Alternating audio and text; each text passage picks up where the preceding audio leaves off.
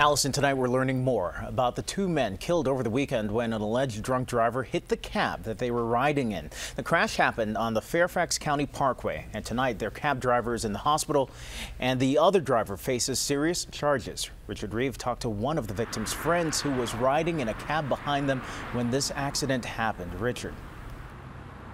Candace, behind me a busy Fairfax County Parkway, and if you look to the median you can see a couple of crosses and some balloons there. This is where this crash happened. Police say speed and alcohol were involved, and now two young men are dead. A pair of crosses, balloons, and flowers mark the place along Fairfax County Parkway where Norbert Sebok and his housemate, Jozsef Szathmari, were killed in a terrible head-on collision early Saturday. This happened in a second. This man, who doesn't want to be identified, was there. He and the two victims decided to take separate taxis home after a night out. The two cabs nearly side by side, traveling northbound on the dark roadway. All of a sudden, somebody came towards us. Car debris, the only remnants of what happened next.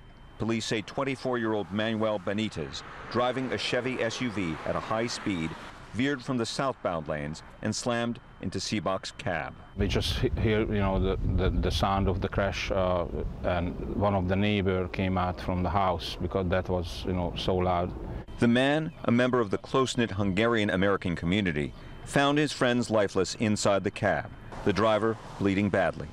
And, I touched their pulse and there was no pulse. He says if the group hadn't split up, they might have all died, and says an officer told him Benitez was severely intoxicated.